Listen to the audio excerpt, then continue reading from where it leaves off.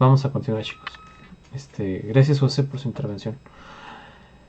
En Disfraces de Leviatán es interesante porque hemos estado estudiando qué es globalización, qué es globalidad, qué son otras cosas. Y hemos visto cómo esta intensificación de las relaciones sociales está haciendo que una de las estructuras que mayor poder tiene es la economía como tal, ¿no? Y llegamos a preguntarnos en lecturas anteriores si la economía va a sustituir al quehacer político, ¿no? De hecho, forma parte de la idea de globalismo. Si el quehacer político se hace a un lado. Y esta lectura nos va a dar luz un poco respecto a este tema. Y con esto estaríamos terminando todo lo que tiene que ver relacionado a globalización y entraríamos ya a partir de la siguiente clase un poco a problemáticas sociales. Nos dice que existe otra gran transformación y que es una venganza de la economía, ¿no? Estamos ahí en la página 44. En la 45 dice, la ofensiva ideológica del neoliberalismo contra un Estado al que se definía como sobrecargado debido al exceso de democracia motivada por lo que se entendía como demasiada participación ciudadana, ¿no?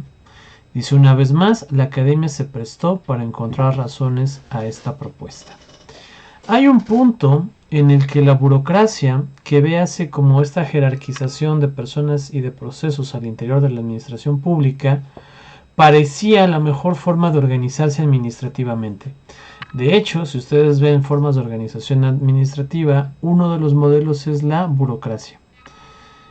Sin embargo, pronto demostró que cuando se excedía el número de procesos y de personas involucradas en los mismos, se tornaba en un sistema poco eficiente y altamente improductivo. Seguramente habrán notado, por ejemplo, en el ISSSTE o en el IMSS, espero que nunca les haya tocado, pero que sepan, que de repente para una medicina, que de repente para una consulta necesitas un sello, necesitas un papel que te lo dan en un lugar, necesitas un sello que te lo ponen en otro lugar y una firma a la que tienes que ir a otro lugar, y todo esto lo hacen 3 personas diferentes. Esto, sin lugar a dudas, es un exceso de burocracia. Es decir, ¿por qué uno te da el papel, otro lo sella y otro lo firma? ¿No? Porque el que lo firma no te da el papel, porque el que lo sella no te da el papel y lo firma, ¿no? Sería una manera de eficientizar pasos. Pero este gran número de personas en el gobierno y este gran control tenía el sentido de hacer fuerte al Estado en sí mismo. Es decir, a mayor número de personas trabajando en la administración pública, más poderoso, más alcance, más fuerza tenía el Estado. Y mientras más fuerte sea el Estado, siempre se va a debilitar el libre mercado. Es decir, la parte privada del sector económico crece solo y si el Estado es pequeño. Si el Estado es fuerte y tiene gran injerencia, la economía libre no va a crecer. Y esta es la ofensiva ideológica del neoliberalismo. Es decir, es necesario adelgazar el Estado porque hay muchas personas trabajando en él. Y a lo mejor ustedes se pueden imaginar el Estado como esta visión de, pues el edificio de gobierno, pues presidencia, ¿no? Pero es lo que ya les ha tocado a ustedes. En realidad, cuando hablamos de Estado, antes hablamos de empresas. Es decir, el Estado tenía empresas que hacían botones, empresas que hacían leche, empresas que se encargaban del teléfono, de cementos. O sea, el Estado tenía múltiples empresas. Y estas empresas tenían alta burocracia y por lo tanto eran ineficientes. Esa es, llamémoslo la excusa, o esa es el principio o el supuesto del cual parte la economía y le dice, yo no puedo crecer, la economía no puede crecer porque tú estás controlando demasiado del mercado. Necesitas dejar de controlar gran parte del mercado para que la economía pueda crecer. Y entonces venimos de un estado que es grueso, que es ancho, que abarca muchos escenarios, a un estado que cada vez se va adelgazando más hasta sus funciones más mínimas requeridas. Y un ejemplo es lo que este autor cita como la Revolución Verde en la siguiente diapositiva, Y dice que nunca se presentó como la desertización y proletarización del campo o como la fidelización de los campesinos del sur. Cada año había que pagar fertilizantes y semillas transgénicas, invalidando los métodos tradicionales de agricultura. Esta idea de la revolución verde fue una tecnificación del campo, es decir, volver el campo más esquemático, más estructurado, más controlable, pero al mismo tiempo generó una privación de ciertas libertades y una atadura a nuevos elementos. En cuanto el gobierno dejó de tener control sobre el campo, muchos campesinos se vieron inmediatamente en la pobreza, desprotegidos, estafados y perdieron gran parte de sus terrenos y de sus propiedades. Ahora, como esto es solo un ejemplo, ha pasado mucho. Es decir, véase por ejemplo el hoy no circula sanitario en Hidalgo. ¿Cuál es la finalidad? ¿Reducir el número de contagios de las personas? No. Técnicamente la finalidad es reducir la movilidad de las personas con la esperanza de que eso incentive los escenarios de contagio. Puesto en otras palabras, si a la gente se le complica desplazarse, es muy probable que no se desplace y que tenga que permanecer en un área más limitada o haga menos desplazamientos, ¿no?, de los que tradicionalmente haría. Al hacer menos desplazamientos, llega a menos lugares, en consecuencia hay menos probabilidades de contagio. Eso dice la teoría de esta política. ¿Qué está pasando en la realidad? Que la gente no está dejando de desplazarse, porque la mayoría de los desplazamientos era por necesidad, ¿no? ¿Alguien está ahí? Levantó la mano. ¿Alguien quiere participar? Yo, profe. Sí, dígame. Pues realmente lo que está haciendo más es que pues la gente como pues, necesita salir a trabajar, necesita estar en movilidad, lo que hacen es usar el transporte público y creo que eso realmente solo está sumando casos. Si no circula, siento que en lugar de ayudar está afectando más. Sí, yo concuerdo con usted, para allá iba. Exacto, es decir, estos desplazamientos no se vieron inhibidos porque la mayoría de los desplazamientos, como su compañero dijo, o es por trabajo, es por necesidad, o sea, realmente se tienen que hacer. Lo que pasa es que no lo puedo hacer ahora en el carro porque es ilegal y me multan, y lo tengo que hacer de otro modo. ¿Cuál? Pues el transporte público, lo que lleva a una sobresaturación de transporte público y aumentar el número de contagios. Entonces, es una política que en apariencia está pensada para nuestro bien, pero en la realidad está generando problemáticas muy graves, ¿no? No por nada véase que el Estado está... Muchos municipios del Estado están entre comillas bien, ¿no?, en términos de pandemia, pero donde existe más población y donde hay más trabajo y más todo está que se mueren, ¿no? O sea, está en rojo, está mal. Como esto puede haber muchas otras, por ejemplo, la tenencia vehicular, o sea, o los derechos del carro, o el refrendo, se plantea como un control, como para tener mayor vigilancia, pero en realidad está generando una merma económica todos los años a las familias de tener un carro, ¿no? Es decir, es un impuesto agregado a un bien. O sea, ¿a quién de nosotros nos cobran por una computadora? Por tenerla, no por comprarla. Por tener una pantalla, por tener un teclado, por tener un reloj, por tener ropa, siguen siendo bienes, ¿no? Obviamente no son bienes tan caros algunos, pero no hay un impuesto recurrente sobre. En cambio, sobre casas, sobre vehículos, sí. Y se nos dice que, bueno, que el Estado tiene que tener ingresos, que para que los servicios públicos estén bien. Y yo les diría, sí, pues volteen a ver las calles de Pachuca y las calles de muchos lugares de México, ¿no?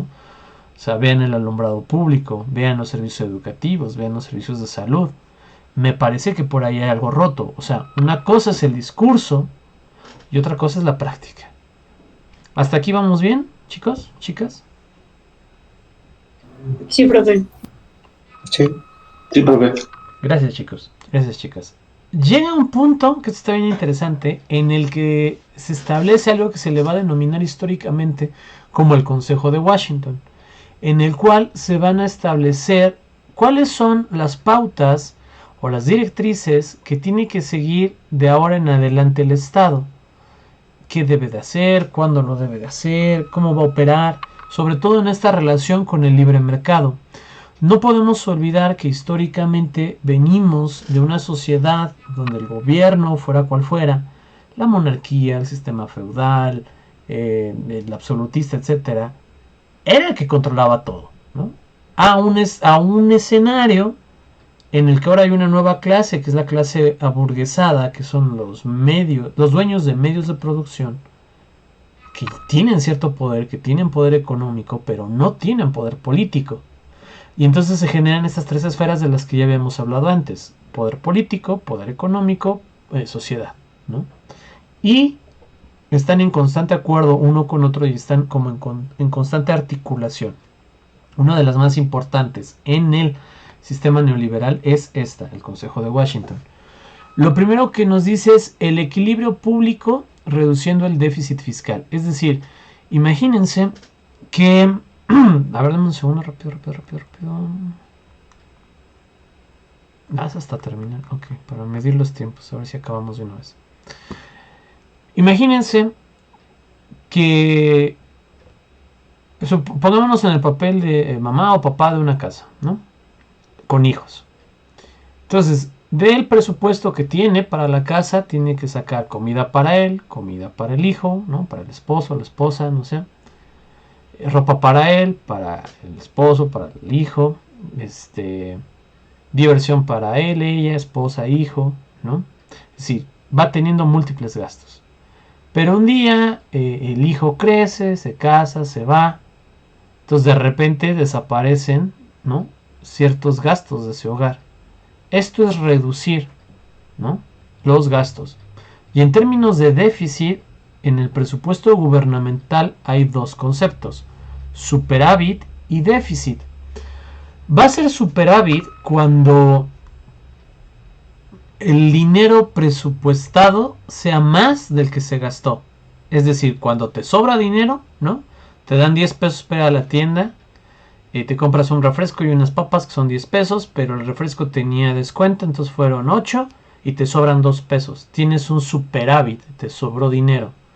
Un déficit es cuando te dan el mismo dinero, 10 pesos, pero ahora las papas y el refresco cuestan 1 peso más y en realidad fueron 12 y le quedas a deber al de la tienda 2 pesos. Eso es déficit, ¿va? Quedaste a deber. Quedar a deber, déficit. Te sobró, superávit. Son en términos de presupuestación gubernamental. Ahora, cuando el Estado tiene empresas y un buen de personas y atiende un buen de cosas, obviamente la carga fiscal es muy grande. Todo lo que tienen que gastar es mucho. Cuando empieza a deshacerse de esas empresas, cuando empieza a venderlas, se empieza a adelgazar. Entonces es más probable que tenga un superávit a que tenga un déficit. Esa fue la primera recomendación del Consejo de por qué hay que adelgazar el papel del Estado. 2. Reducción del gasto público primando la selección del mercado. Es decir, no gastar en todo. Es decir, antes en algunos escenarios a las personas habría que darles ropa, casa, mayor protección, ¿no? Y el mercado te diría, no, o sea, yo dónde vendo, ¿no? O sea, yo no puedo vender leche porque tú les das leche gratis. No es competitivo. Deja de darles leche gratis, que se crea un mercado de leche, ¿no? Y entonces hay esa reconducción del gasto público. Ya no gastes en comprar leches. Gasta mejor en capacitar a tu personal. Gasta mejor en alumbrado público. Gasta en salud. Entonces, hay sectores a los que van a llamar estratégicos donde el gobierno va a apostar, va a meter dinero. Pero hay otros sectores donde el gobierno no va a meter las manos y lo va a dejar en libertad del mercado. ¿Hasta aquí vamos bien? Va. Sí, profe. Gracias. Si alguien se atora, perdón, si alguien no se atora, si alguien tiene duda o no queda claro de algo, me dice, ¿va? Voy a intentar irme un poco más rápido. El 3. Reformas fiscales que redujeran los impuestos directos y aumentaron los indirectos. Es decir, hay impuestos como el que yo decía, el refrendo, es un impuesto directo, directo, se paga. Pero hay otros como el IVA, ¿no?, o el ICR, que en automático se descuentan y son impuestos, están ahí, pero son indirectos, es decir, no te lo cobran o no lo ves tan tangencialmente, ¿no? El predial es un impuesto directo, ¿Qué otro hay? Bueno, el ICR es más directo. Pero, por ejemplo, lo que tú pagas extra por mantenimiento de agua en CACIM, por mantenimiento de redes en CFE, los trámites que te cobran al interior de presidencia municipal y gobierno estatal, o sea, son impuestos, ¿no? Como tal. El IVA es el mejor ejemplo de un impuesto indirecto. O sea, ya va en todos los productos y tú lo pagas un día y otro día y otro día y todos los días, pero no eres tan consciente de él. Para que se den cuenta de eso, la próxima vez que compren algo un poco caro, ¿no? 1,000 pesos para arriba, vean el ticket y vean cuánto fue de IVA. Y van a dar un brinco, van a decir, no manches, es un buen de IVA lo que estamos pagando constantemente. En el nuevo estado, esto es lo que se premia, impuestos indirectos, ¿no? Que de una u otra manera estés pagando constantemente, pero que no se perciba como un cargo, como un impuesto fijo. 4. Establecimiento de tipos de interés positivos que atrajeran capitales. Es decir, generar escenarios donde las empresas privadas les guste colocarse o sea atractivo colocarse. ¿Va? 5. Ya he hablado mucho de las empresas. 5. Tipos de cambio que permitan orientar la economía hacia el exterior de manera competitiva. Es decir, favorece las condiciones que permitan competir en el exterior, mejorar hacia el exterior, más que preocuparte en el interior. Y por eso cuando hablemos de regionalización en el siguiente semestre, veremos que hay regiones muy avanzadas en países que son muy pobres realmente. Porque la economía es regional. No es realmente internacional. Es regional. Regiones al interior de países comunicándose con otras regiones al interior de otros países. Ahora, hay una liberación comercial con plena apertura de fronteras, ya lo hemos platicado. Mientras menos aduanas, mientras menos restricciones haya para el intercambio de productos, mejor para el mercado. Va a haber más circulación, más comercio, etc. 7. Recepción de inversión extranjera directa, es decir, que dinero que no es de México ni de capitales mexicanos sea inyectado en México por capitales externos. Por ejemplo, cuando un consorcio de hoteles quiere poner un hotel en X lugar, cuando un grupo de carreteras quiere hacer una carretera en cierto lugar, esas son inversiones extranjeras. Cuando una empresa, por ejemplo BMW, Audi u otras de las que están en Puebla, vienen y se instalan a Puebla, o sea, eso no es dinero de México. ¿Y por qué nos conviene? Ahí les va, déjenme tomar agüita. Imagínense que sus mamás les dan 100 pesos, ¿no? Su mamá, su papá, su tutor, su abuelito. Ustedes tienen un presupuesto de 100 pesos para gastar por día, ¿no? Vamos a ponernos guapos. Y que alguien, ¿no? Por ejemplo, un sugar daddy, ¿no? Un sugar mommy, agarra y les dice, mira, ahí te van otros 100, ¿no? Y eso está bien padre, porque no es del dinero que les daba sus papás, su mamá, es un dinero extra que llega de otro lugar, que no estaba presupuestado realmente. Ustedes iban a comer, a transportarse con 100 pesos y de repente tienen 200. Entonces pueden hacer más cosas, transportarse de mejor manera, comer mejor o comprar otra cosa que no tenían previsto. Esta es la inversión extranjera. Como país sabemos cuánto producimos. De esa producción, qué impuestos se van a gobierno, cuántos trabajos hay, cuántas personas hay, cuántas de esas pagan impuesto, y podemos presupuestar para qué nos alcanza. Pero cuando llega inversión extranjera, es un dinero que no se generó en México y que viene a gastarse en México.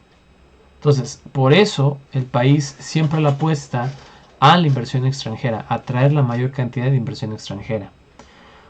8. Privatización del sector público, es decir, cada vez a abrir más la apertura a la privatización de servicios. Pasa, por ejemplo, con Telmex, ¿no? Telmex alguna vez fue una empresa estatal, hoy es totalmente privada. Hay otros ejemplos de otras empresas, no los tengo del todo presentes.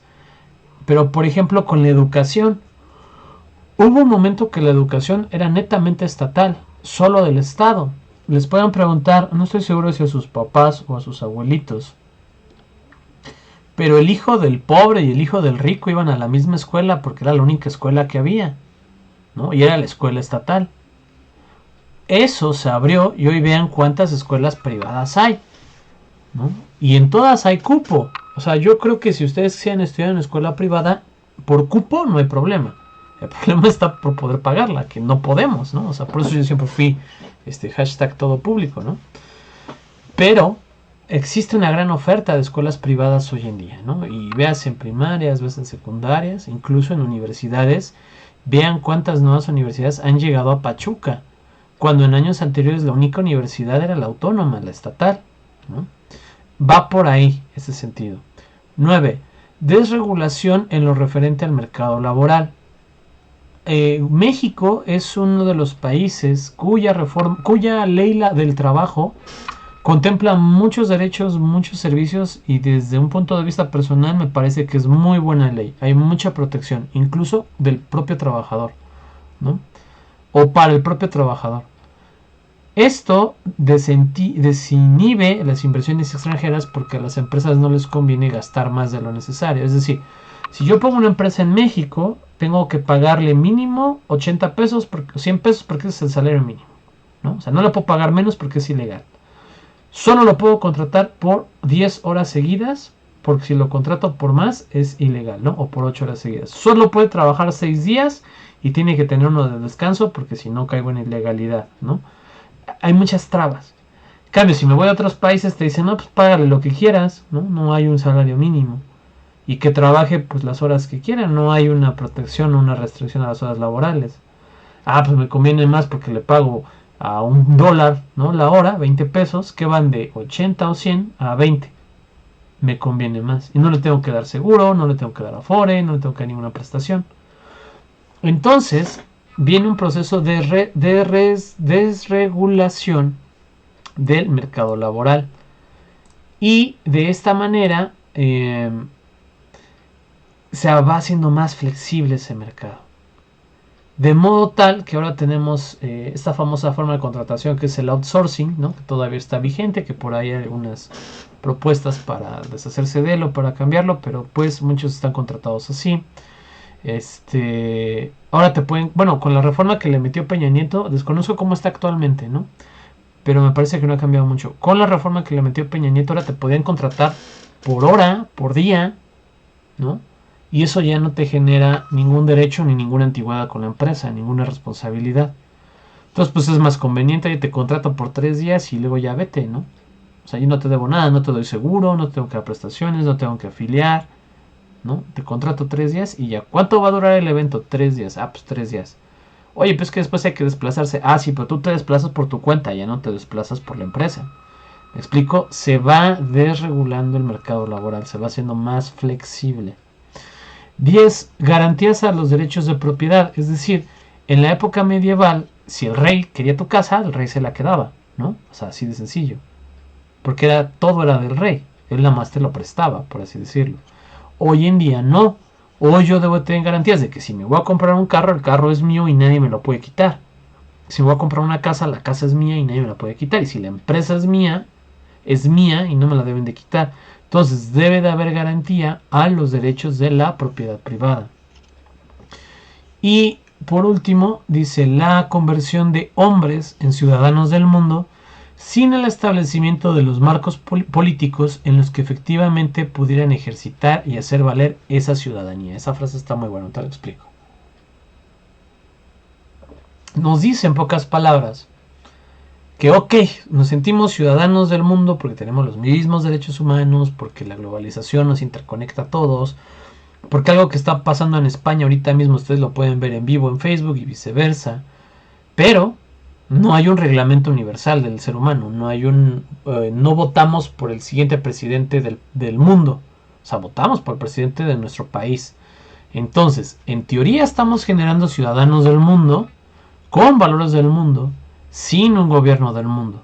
Que yo lo ponía de ejemplo en otras clases, lo que pasa en las zonas conurbadas de 2 municipios. O sea, la gente que vive ahí va con un gobierno y dice, ah, no, es problema del otro gobierno. Va con el otro gobierno, ah, no, es que le corresponde al otro gobierno y nunca hace nada.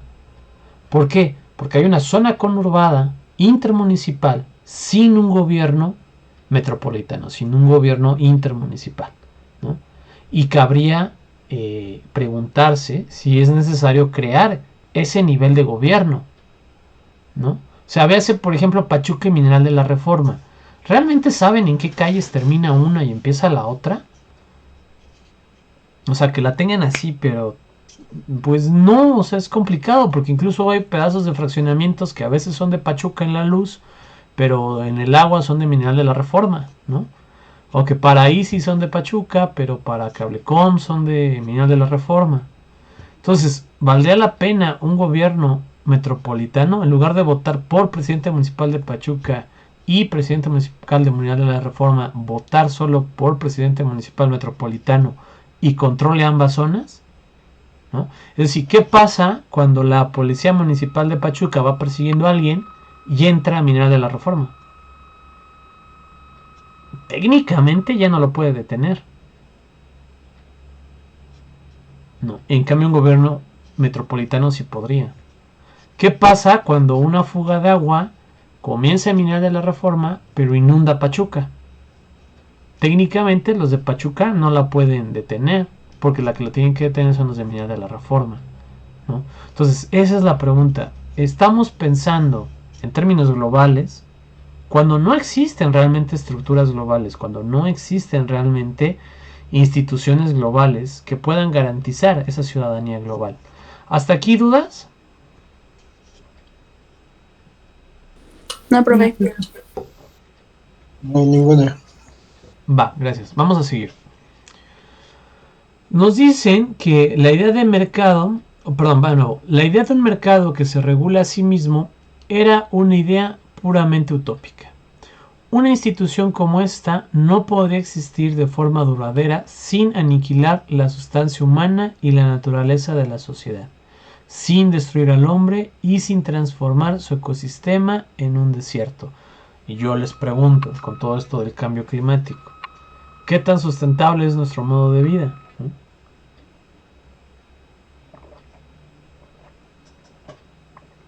¿Hay cada vez más zonas desérticas o cada vez hay más zonas pobladas?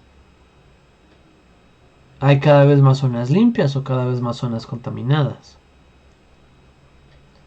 ¿Y qué pasa con el mercado? ¿No que se regula solito? ¿Qué nos dice la teoría? La teoría diría que, por ejemplo, si está aquí su compañero José Luis, ¿no? Que como es el único que tiene la cámara, es el que sí, sé que sí está. Por eso lo uso de ejemplo. Está su compañero José Luis y estoy yo. Ambos somos alumnos de planeación. Y yo quiero vender paletas. ¿Cómo se llaman esas cosas? Boings congelados. Que se me hace uno de los negocios más chistosos del mundo porque solo lo tienes que congelar, ¿no? No está mal. Pero me da mucha risa, o sea. Y le subes mucho el precio, ¿no? O sea, lo congelas en el refri de tu mamá. Y ni pagas la luz. Y luego vas y lo vendes 10 pesos más caro, ¿no? Me ha pasado, como me pasaba en mis épocas estudiantiles. En fin, vendemos boings congelados, ¿no? Gola boing. Yo los empecé vendiendo y los estoy vendiendo a 10 pesos. Pero en realidad a mí el boing me cuesta 4 pesos, ¿no? Entonces le estoy ganando 6 pesos por boing. José Luis lo ve y dice, ah, no, pues es buen negocio, le voy a entrar también. Pero los voy a vender a 9, ¿no? Para que a mí me compren más. Entonces, efectivamente, a Luis le compran más que a mí. Yo digo, ah, no, pues entonces yo los voy a vender a 8. Y ahora me compran más a mí. Entonces Luis dice, no, bueno, yo los voy a vender a 7, ¿no? Y yo digo, no, pues yo los voy a vender a 6.50. Y pasé de ganar 4 pesos a solo estar ganando 50 centavos. Y José Luis no puede decir, no, pues yo lo vendo a 4.25, digo a 6.25 porque no existen las monedas de 25 centavos ya, ¿no? Entonces, por mucho lo tiene que vender a 6.50, por menos. Llega un punto en que ambos nos igualamos, 6.50, ¿no? Y diríamos, ay, el mercado se controló solo. ¿Esto pasa? No pasa. ¿Qué es lo más probable que pase? Que le diga a José Luis, oye, José Luis, vamos a dejarlo en 8 pesos. Tú te encargas de los de primero, segundo, tercero y cuarto. Y yo de quinto, sexto, séptimo y octavo. Nos dividimos el mercado. Tú ganas allá y yo gano acá. Y le estamos ganando 2 pesos por boing, ¿no? Y dirías, ah, órale. No, pues si no nos vamos a competir, pues entonces vamos a dejarlo en 10. Y yo le diría, ah, excelente, ¿no?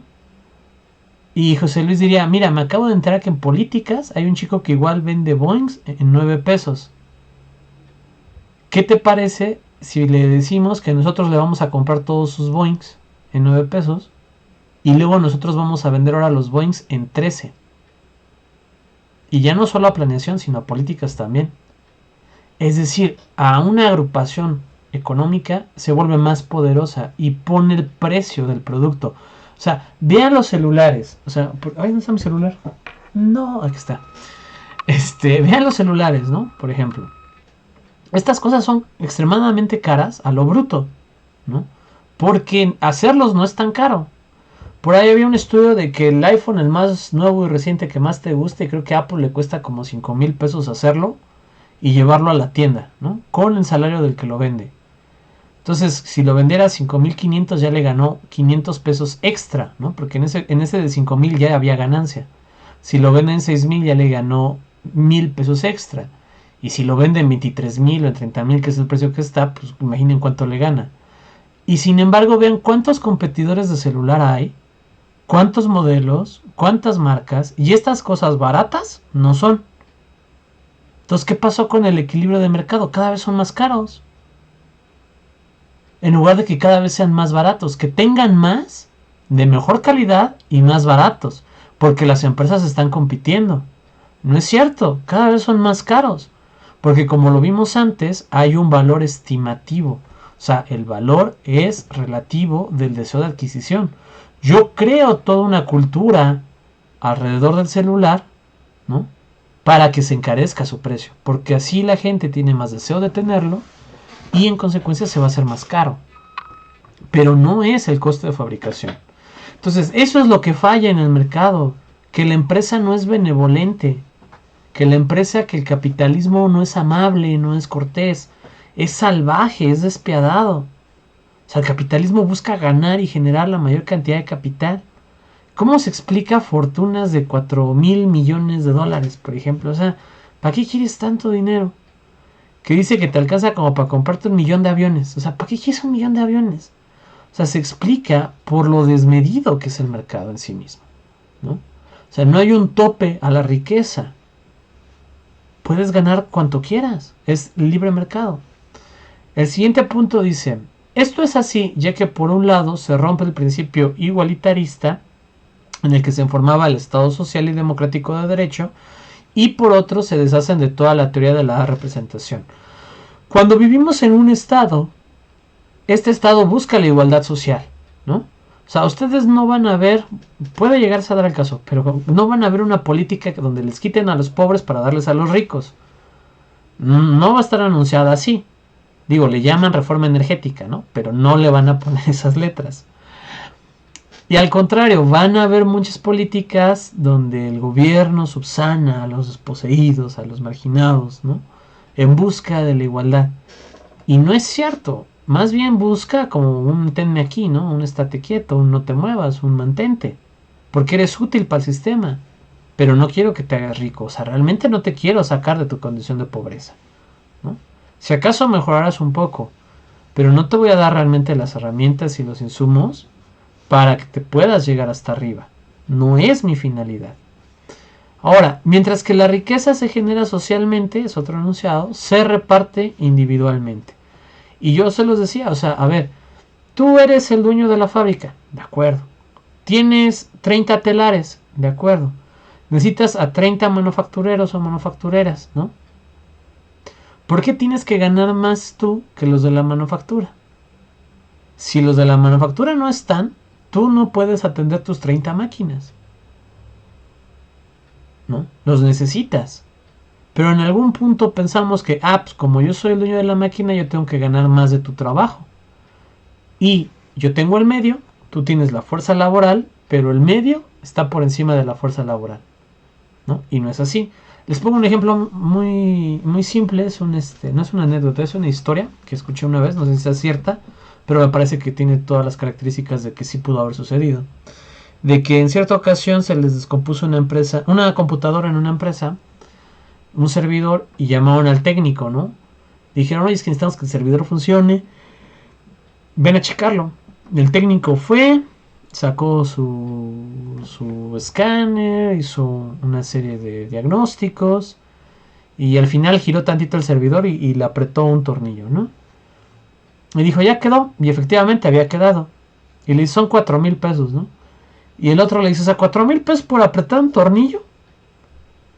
Y dice, no, o sea, esto no puede ser. Yo necesito una factura donde me deduzcas por qué te tengo que pagar 4,000 pesos por apretar un tornillo. Y el otro le dice, sí, con todo gusto, ¿no? Pone la factura. Apretar un tornillo, 5 pesos. Conocimiento para saber qué tornillo apretar, 3,995, ¿no? Total, pues 4,000 pesos. O sea, es así. O sea, vean por ejemplo la universidad. ¿Cuánto gana la universidad versus cuánto gano yo? Y la universidad es una institución, o sea, da las aulas, da la jerarquía, da el sistema, ¿no? Facilita en gran medida muchas cosas. Pero yo soy una parte vital de, porque yo soy el que está al frente del grupo, el que está dándoles el conocimiento, el que está dándoles la clase, el que lo está llevando como de la mano. ¿Por qué tendría que ganar más la universidad que yo, ¿no? En términos de proporción, es decir, ¿por qué no repartimos más? ¿No? Ahí estaría esa pregunta. Y eso es un ejemplo muy burdo. Digo, la universidad es estatal, digo, bueno, es pública, recibe recursos estatales, federales y municipales, y bueno, es una jerarquía ya establecida. Pero en las empresas, ¿no? O sea, por ejemplo, las empresas de reparto como Urbo, creo que en promedio ganan como 40 pesos por hora los repartidores. Urbo gana más, gana el 10% de venta. ¿Por qué no de esa ganancia repartirle más a los repartidores? ¿No? O sea, esas son preguntas que están ahí en el tintero y que algún día se usaron palabras como justo, injusto, ¿no?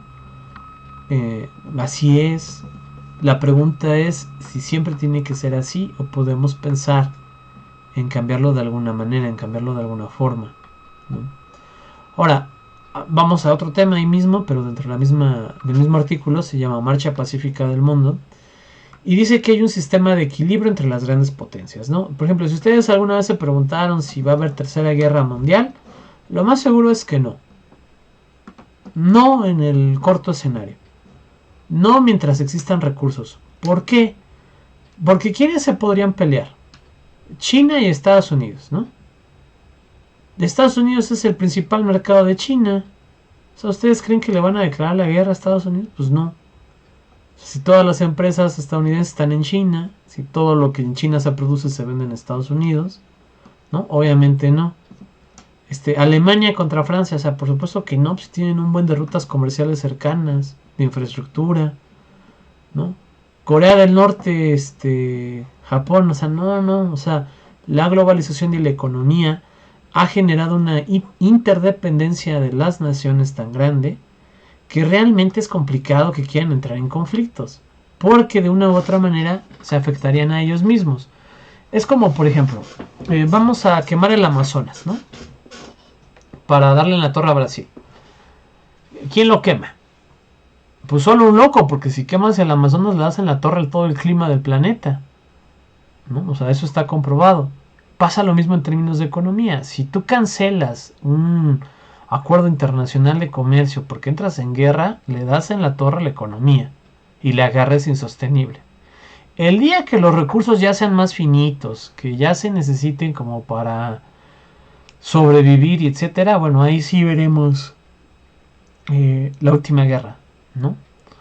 Pero mientras todavía existan recursos, no. Es muy complicado, ¿no? ¿Podemos ver guerras falsas? Sí, ¿no? Véase lo que pasa, por ejemplo, en Medio Oriente. O sea, con la Franja de Gaza, con Irán, con Libia, que bombardean, que no sé qué. O sea, eso siempre ha sido. Y pareciera que siempre va a ser.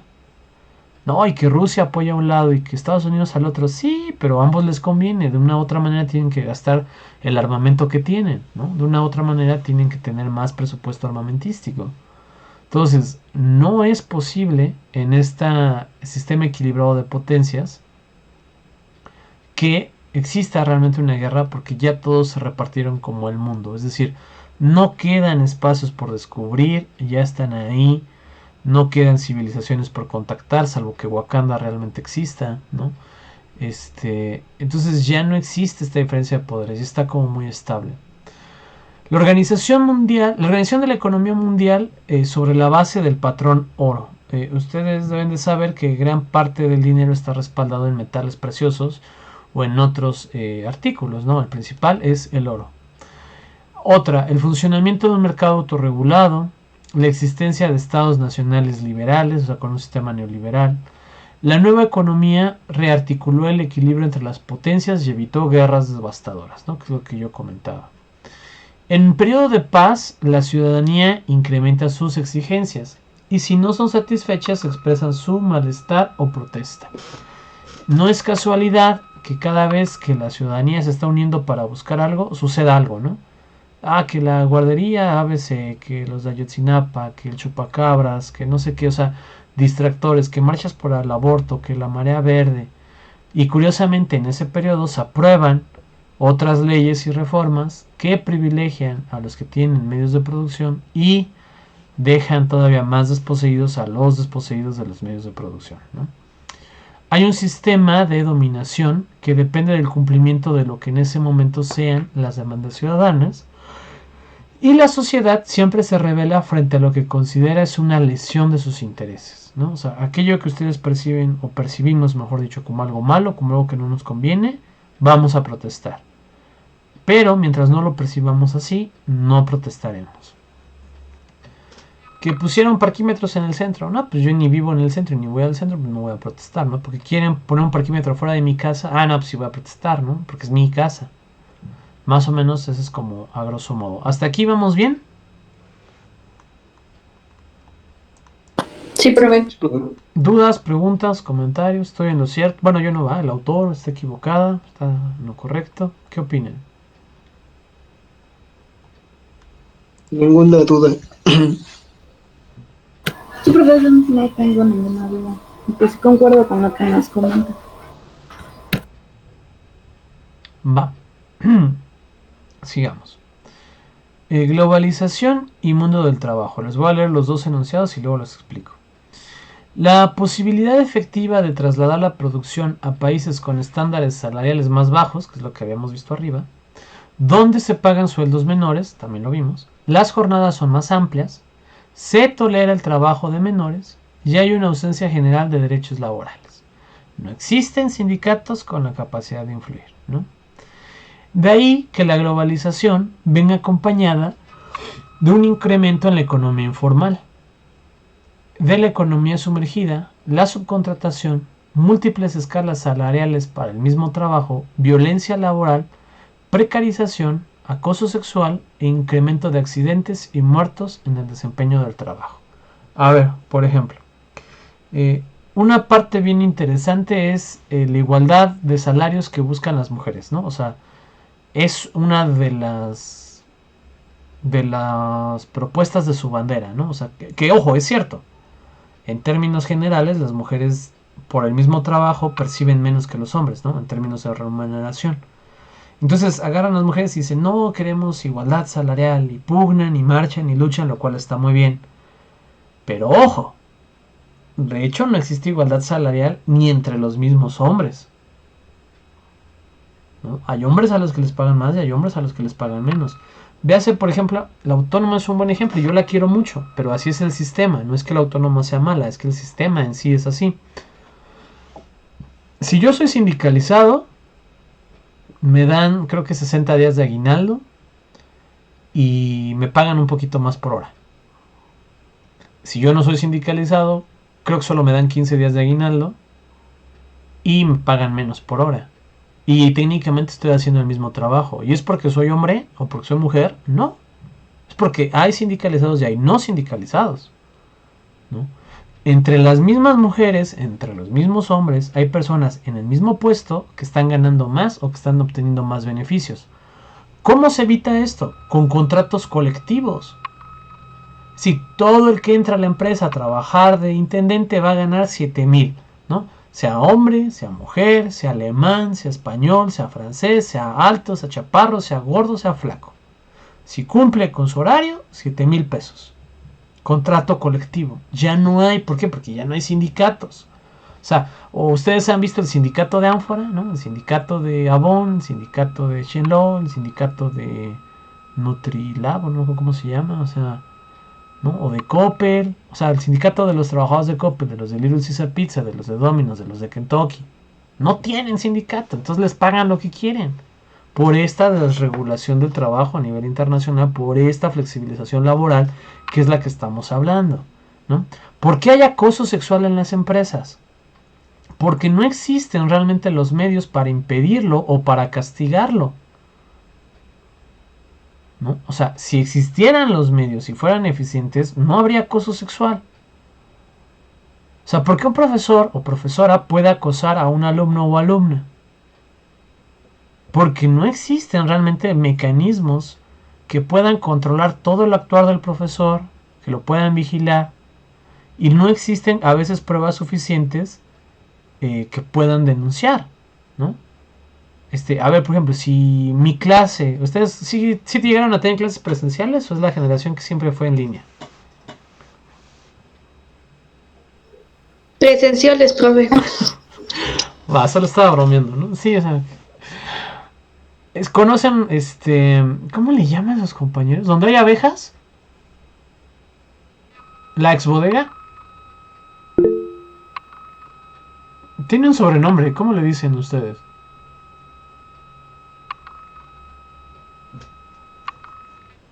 ¿Bodega? No sé, yo no sabía que les tenía un nombre especial.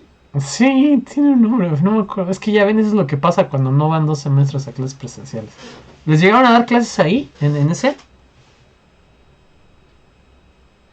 En la bodega de abajo, ¿no? Pues, Ajá. ya la bodega y la habilitaron como salón, ¿no? Ajá, ¿les dieron clase ahí?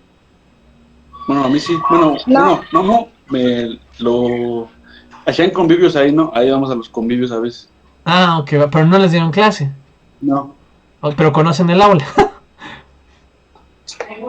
Ok, va. Imagínense lo siguiente. Tengo clase con usted, bueno, con ustedes no, pero ustedes tienen una clase de 7 a 9, ¿no? Sí, en algún día, ¿cierto o falso? Cierto. Va. Imagínense que estoy dando calificaciones y que me veo un profe buena onda, ¿no? Y les digo, no, pues conforme les voy dando su calificación se van yendo, ¿no? Y me tienen que entregar trabajos y bueno, pasa primero José Luis, pasa después Johan, pasa luego Edwin, pasa luego Brenda, pasa luego Sara, pasa luego Patricio, pasa luego Itzel. El chiste es que cada vez me voy quedando con menos alumnos, ¿no? Y al final le digo a Anaí, no, pues usted al final, compañero, porque quiero platicar con usted, ¿no? ¿Qué impide que me propase con su compañera?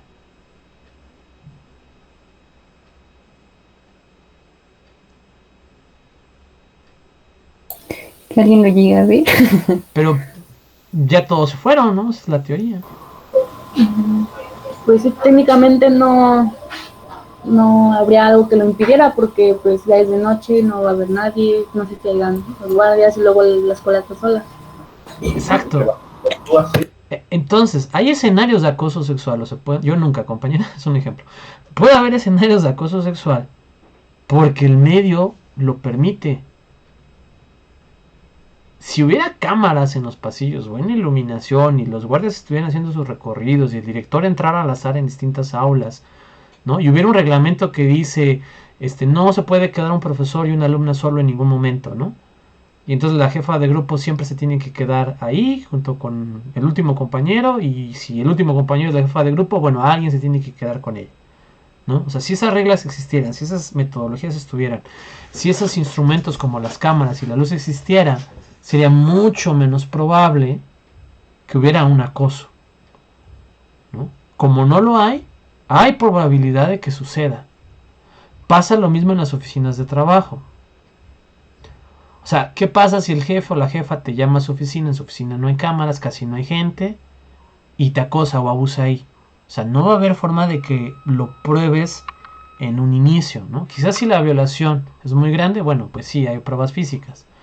Pero si solo es una violación menor, no sé si así se le puede catalogar, pero creo que sí saben a qué me refiero. Un tocamiento o algo así. O sea, ¿cómo lo vas a demostrar? ¿No? Y realmente a quién le interesa probarlo.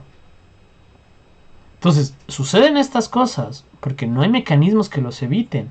porque no hay procesos para evitarlos, no hay infraestructura para evitarlos, ¿no? Y esto es solo un ejemplo de un buen de cosas que pasan. O sea, ¿por qué hay explotación laboral? ¿Por qué hay abuso de las empresas? ¿No? ¿Por qué hay pues ahí decía muertes, ¿no? Accidentes. Oye, es que se accidentó de camino a comprarle una coca al diputado. No, pues él quiso salir, ¿no? Se salió de su puesto de trabajo. O sea, ¿cómo pruebas que el diputado le dijo, tráeme una coca o te despido? Y que lo atropellaron por llevarle la coca. O sea, ese estilo de cosas están ahí y es parte de lo que la globalización ha influenciado el mundo de trabajo. Y tristemente lo ha hecho para peor. Es decir, las condiciones laborales de la actualidad en su símil, o sea, es decir, un administrativo de hoy versus un administrativo de ayer, un obrero de hoy versus un obrero de ayer, los de antes estaban mejor, tenían mayor protección, mejores salarios, más garantías. Hoy en día vemos cosas tan aberrantes como lo que pasa, por ejemplo, en Bangladesh, ¿no? No me acuerdo cómo se llama el puerto de Bangladesh, Tianmin, Yangon, no me acuerdo, Changón, creo, Changón, donde literal ahí es el cementerio de barcos más grande del mundo y ahí van y dejan los barcos y la gente pobre del lugar va y los destala, los desguaza y hay una alta contaminación de metano, de otros gases y la gente vive como de destartalar los barcos, pero las condiciones son totalmente insalubres, ¿no? Lo hacen por su cuenta, y ya nada más van y venden como fierro viejo a otras empresas, pero la empresa no se hace responsable de un reciclaje sano, ¿no? Es decir, o sea, la que creó el barco no se encarga de su deposición final, se lava las manos en ese sentido. Entonces vas a ver condiciones de explotación totalmente aberrantes. Y no nos tenemos que ir muy lejos, o sea, vayamos a los pepenadores, ¿no? O sea, los pepenadores viven de lo que pueden rescatar, de lo que pueden vender, pero ¿cuáles son sus condiciones laborales? ¿No? Y podrían decir, bueno, es que son empleos informales y no están protegidos. O sea, voy de acuerdo. Veamos los empleos formales. Están altamente desprotegidos, ¿no? O sea, ¿qué tanta protección tiene alguien que trabaja en Burger King? ¿Qué tantas posibilidades de ahorrar? ¿Qué tantas posibilidades de crecer, de desarrollarse? Pues muy pocas, o prácticamente ninguna, ¿no? ¿Qué pasa si se accidenta? Van a decir, es que no siguió el protocolo. ¿O por qué creen que hay letreros en gigante que dice estación de lavado, cuidado? O sea, no es para proteger al trabajador, es para evitar una potencial demanda. Porque si te pasa algo es porque tú eres torpe, no es porque estabas en peligro. ¿Y cuál? Si estabas en peligro. Porque ni siquiera hay una capacitación formal. Entonces, esas son las cosas que yo no quiero que se pasen de largo. Es decir, claro que el neoliberalismo y la globalización han traído cosas muy buenas, sí, por supuesto, pero han traído otras muy oscuras, ¿no? Entre ellas la individualización, el no preocuparse por el prójimo y trabajos cada vez más detestables que pues tengan los presentes. Yo creo que sí terminamos, vamos a seguir. Se me cansa la voz, pero ya con esto terminamos. El Estado como poder destituyente, el cansancio democrático del Leviatán, es la parte final del artículo. Estamos en la 54, voy a ir leyendo los enunciados y luego explico, ¿va?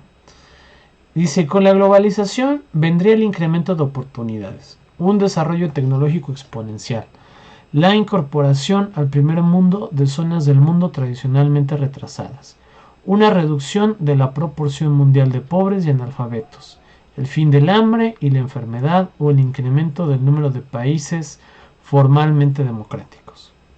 El primer país del mundo que se constitucionalizó o que constitucionalizó los derechos sociales fue México, pero ni México ni Europa han logrado deshacerse de las desigualdades. En realidad, la globalización ha intensificado todo, ¿no? Y la tecnología también. Por ejemplo, esta parte que hay de... ¿cómo se llama? Espérame un segundo. La ley que lo protege es creo que la ley Sofía, que es para el intercambio de contenido privado en la red, ¿no? Si no me equivoco, alguien que me diga que esté más actualizado. No, de hecho sí, es esa ley, la ley Sofía, que guarda la privacidad de las publicaciones, ¿sí, no? Sí, perfecto, muy bien. ¿Por qué pasa? O bueno, ahí les va. Hay varias caras de esta ley. Una, la más común, era pues que bueno, que tú intercambiabas información con alguna persona y luego esa persona la podía usar en tu contra, ¿no? O te podía de una u otra manera difamar, ¿no? A macro grandes rasgos, en realidad es una ley que también protege a los políticos de ciertas personas, porque de esa manera no pueden usar en su contra datos que se intercambien en medio de una conversación o una plataforma digital. Habría que ir un poco más a fondo a la ley. Pero, por ejemplo, algo que se volvió muy común en nuestra sociedad, los packs, ¿no? sé si llegaron a escuchar.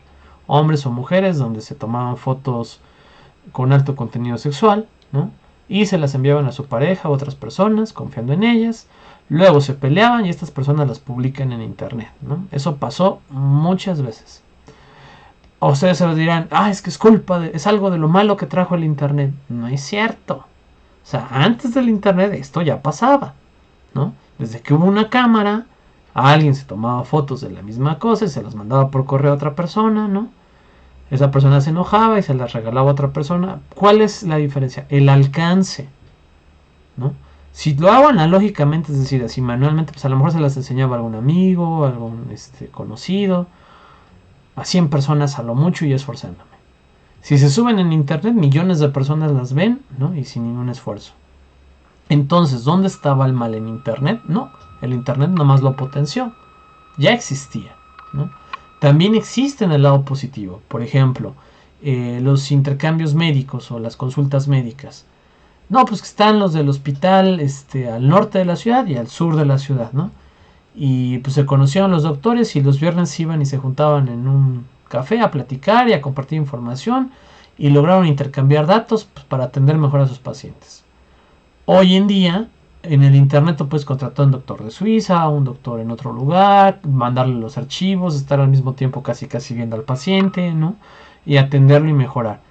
¿Internet generó el bien? No, o sea, Internet nada más lo potenció. Si antes tú podías hacer esto a corta distancia, pues hoy la distancia es un mito, ¿no? O sea, no existe realmente como tal a través de los medios digitales. Entonces, Internet no es bueno y malo. Internet es un instrumento. Las personas lo usan para bien o lo usan para mal, ¿no? Ustedes, alumnos de bien, pues lo usan para profesionalizarse, para conocer más, ¿no? Otras personas malvadas pues los usan para buscar drogas, alcohol, citas. Ustedes no, yo lo sé, pero es internet, depende de cómo lo usan ustedes. Ahora, una cosa es, ya se los había dicho, lograr legalizar, establecer derechos, y otra cosa es llevarlos a la práctica, ¿no? La ley Sofía, ¿acaso desde que se creó la ley ya no se comparte contenido inapropiado y privado en internet? Yo estoy seguro de que sí, ¿no? O sea, la ley no evita el comportamiento, castiga el comportamiento y busca reducirlo, pero la ley misma no impide el comportamiento. De hecho, porque el comportamiento es muy posible realizarlo, es que la ley se crea para de una u otra manera intentar detenerlo, intentar aminorarlo, pero no lo logra al 100%, ¿no? Lo que veíamos de los derechos de propiedad privada, nadie puede robarte tus cosas, o sea, es ilegal. Eso no quiere decir que no roben a cada rato, ¿no? Y con eso todas las leyes. Entonces, aprendamos a diferenciar eso, ¿va? ¿Hasta aquí dudas? ¿Alguien? ¿Comentarios?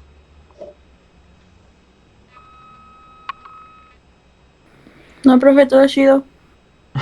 Va.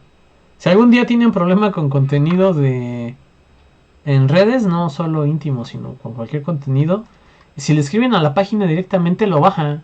Es como la política de internet. Ante la duda, bloquean el contenido. Entonces ahí ténganlo en cuenta. Por si en algún momento se llegara a requerir, ¿no? Y, o sea, puede ser muchas cosas, o sea, por ejemplo, algún comentario que postearon del cual se arrepienten, ¿no?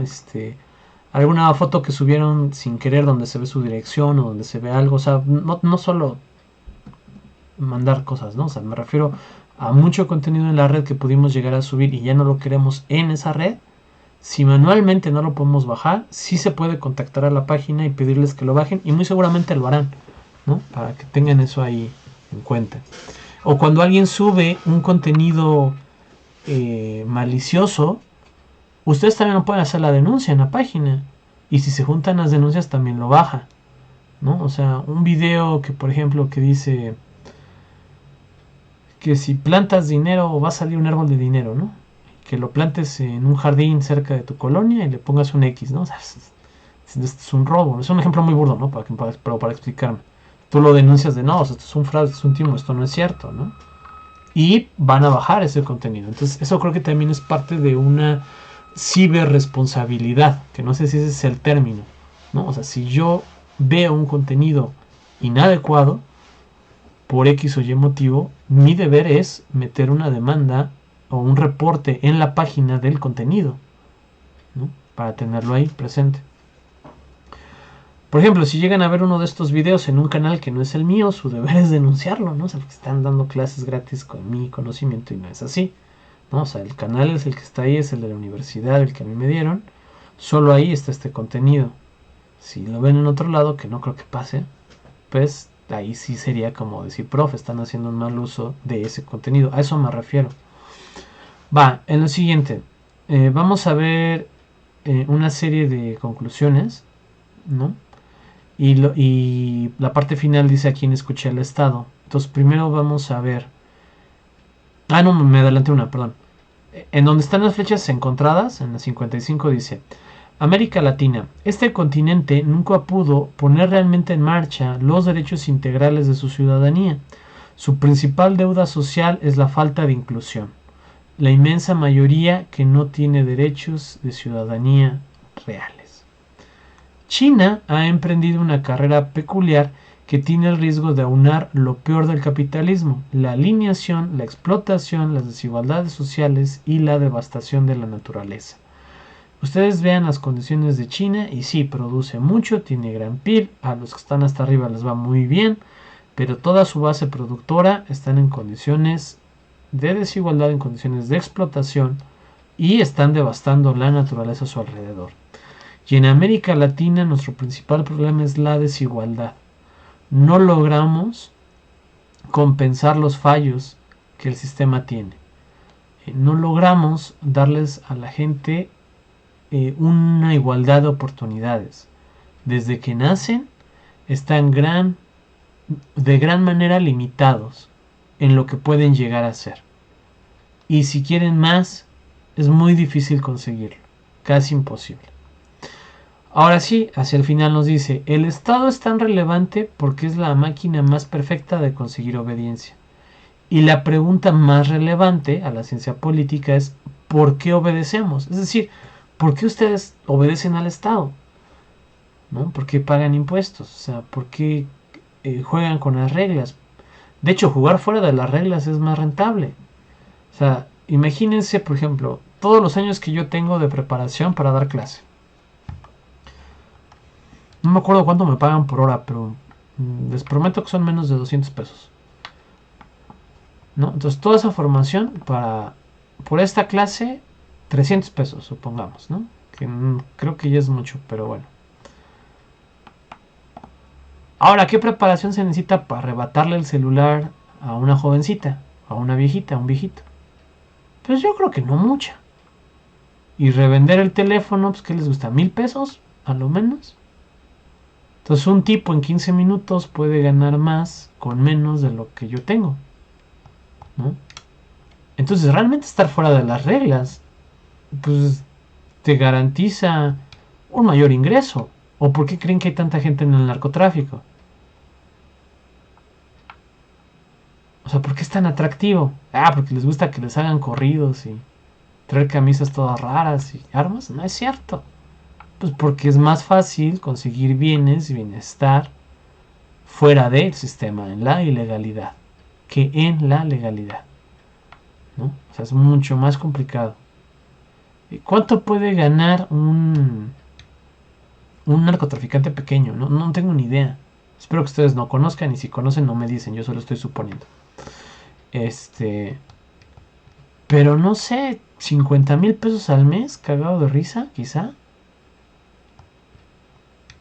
¿Cuánto tendrían que estudiar ustedes y a qué puesto tendrían que acceder para ganar lo mismo en la formalidad? ¿no? Si el ICR son 35%, es decir, que de cada 50,000 pesos que tú ganes te van a quitar como 20, como 15. Entonces en realidad tendrías que estar ganando como 70, 80 mil para al final tener 50,000 libres. ¿Qué salarios pagan eso? ¿A qué catedrático con toda su formación la autónoma le paga mensualmente 50,000 pesos libres? ¿No? Y en cambio en otros sectores es más fácil conseguirlo. Por eso es atractivo. Entonces la pregunta es ¿por qué obedecemos? Y aquí el autor nos enumera 4 cosas. 1. Coacción.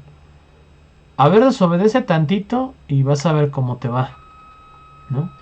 O sea, pregúntale a los que están en la cárcel. Entonces, sabes que a lo mejor es un camino más fácil, pero que es un camino que conlleva más riesgos. Y que te es más conveniente, en términos simplistas, quedarte del lado de la legalidad que de la ilegalidad, ¿no? 2. Por una creencia legítima del poder. Creemos que el Estado, que el presidente, que el gobernador, que bueno, pues ellos son los líderes, son los elegidos, que el pueblo votó por ellos, que nos tenemos que adaptar, que ese es el sistema que tenemos, que es el mejor sistema, que es el único sistema, ¿no? Que es lo correcto, que es lo legal, ¿no?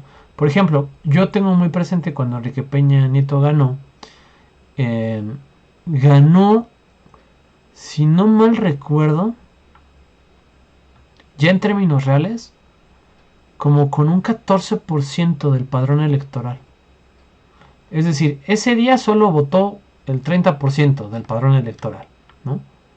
Y de los que votaron, 14% votó por Peña y los otros se repartieron entre los demás. Bueno, no. De los que votaron, Peña ganó con la mayoría de esos. Supongamos que si votaron 30 millones, Peña ganó con 15 millones, ¿no? Pero en términos de todo el padrón, cuando el padrón era de 100 millones, ¿no? De todos los que podían votar, en realidad 14% escogió a Peña Nieto. Yo les pregunto si les parece realmente legítimo que 14% de las personas hayan elegido al presidente. Eso quiere decir que el otro 86% no estaba de acuerdo con ese presidente.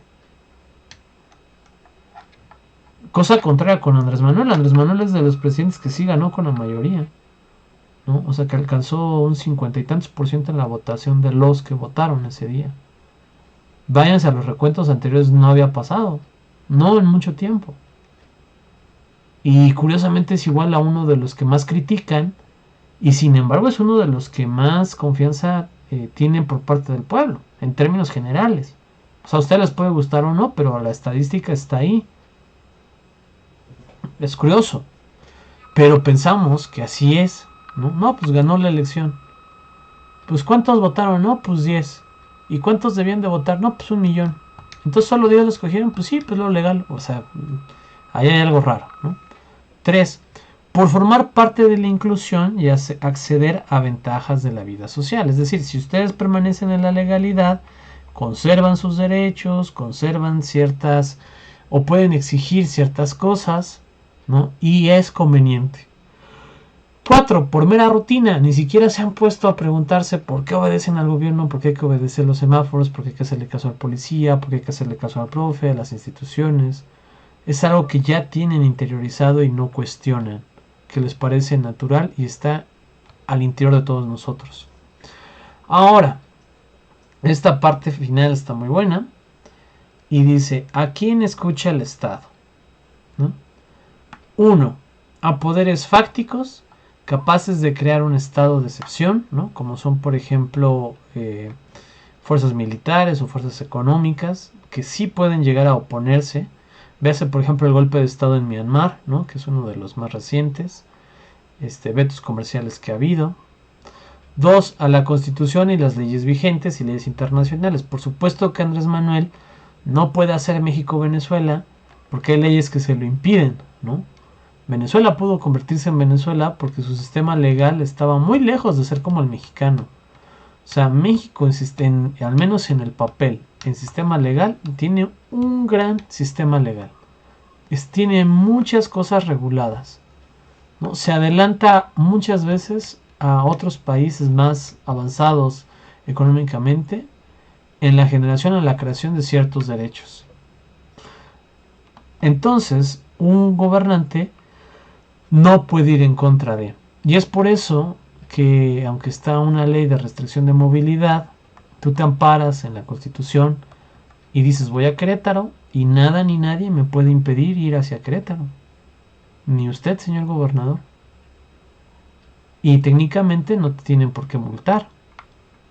Porque hay una libertad de tránsito, es un derecho y es constitucional. Constitución por encima de gobierno estatal, ¿no? Entonces, aguas cuando les llegue el momento de proponer leyes, de proponer reformas, de querer cobrar algún impuesto especial. Vigilen que tengan la capacidad legal para hacerlo. No se vayan a aventar a lo menso. 3. A las estructuras administrativas con sus reglamentos, es decir, al interior de cada oficina, de cada área. 4. Los intereses particulares con gran capacidad de ejercer presión, véase las marchas que ha habido, ¿no? Derechos de la mujer, entre otros. A las presiones regionales, véase por ejemplo lo que pasa en Zimapán, lo que pasa en Izmiquilpan, cuando llega o quiere ponerse una empresa y la presión regional no lo permite, no lo impide, entonces el gobierno les hace caso. 6. A la ciudadanía organizada, ¿no? Ahí también entra, por ejemplo, la marcha de mujeres, que es lo digo porque es uno de los más recientes que se han podido ver, ¿no? O sea, sí es cierto, o sea, no les han hecho todo el caso que quizás deberían de hacerles, pero sí es cierto que les han prestado algo de atención, algo, ¿no? 7. A la opinión pública expresada bien a través de formas directas o indirectas. 8. A referentes morales asentados, ¿no? Que puede ser, por ejemplo, el arzobispo, el obispo, ¿no? El sacerdote de una comunidad, el Dalai Lama, o sea, referentes morales. 9. A la propia subsistencia del aparato estatal y a quienes lo integran, es decir, a sus propios colegas, a los que están en ese ambiente. 10. A los partidos políticos, especialmente los que están en el poder, ¿no? 11. A los sindicatos que tienen realmente una capacidad de huelga y que pueden generar una presión a la empresa, a los otros no. 12. A presiones internacionales, bien de otros gobiernos o instancias supranacionales. Perdón. Y aquí viene uno de los ejemplos que más me gusta. ¿Por qué creen que México tiene Comisión de Derechos Humanos?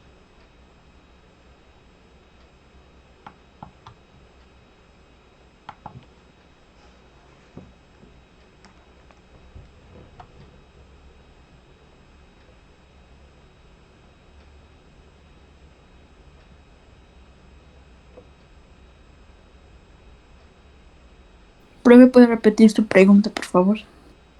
¿Por qué creen que en México existen los derechos humanos? Porque son derechos que de alguna manera nos hacen tener algún valor o ser respetados. Ok, ¿alguien más?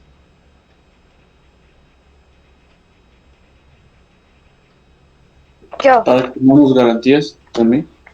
Ok, ¿alguien más? Sí, yo. Sí, ¿Sí me escuchan? sí. Sí. Volvemos a la parte de que México está muy bien en materia legal, pero no sabemos aplicarlo. Ok. Sí, ¿alguien más? Pues sí, bueno, aunque como comenta mi compañera Palomares, aunque ya se tengan plasmados los derechos en la Constitución, puede que no sean respetados y que sean violados, entonces pues la comisión pues es para protegerlos, ¿no? Y para velar pues por estos derechos. Va, ¿alguien más?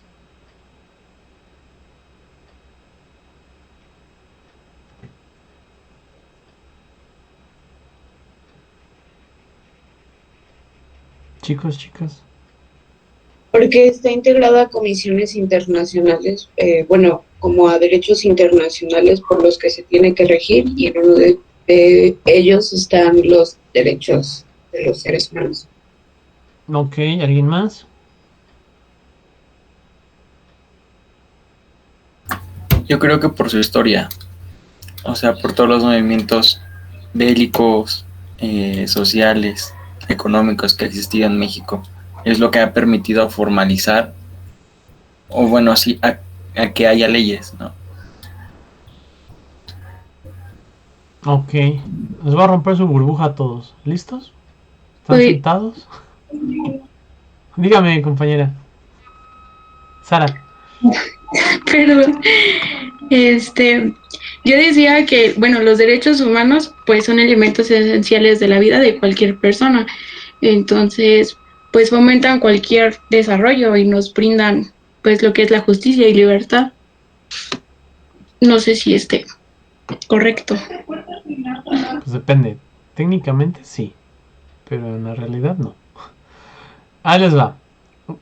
No está mal, o sea, obvio. ¿Listos? ¿Están sentados? ¿Tienen a la mano agua? ¿Aire? Porque se les puede ir.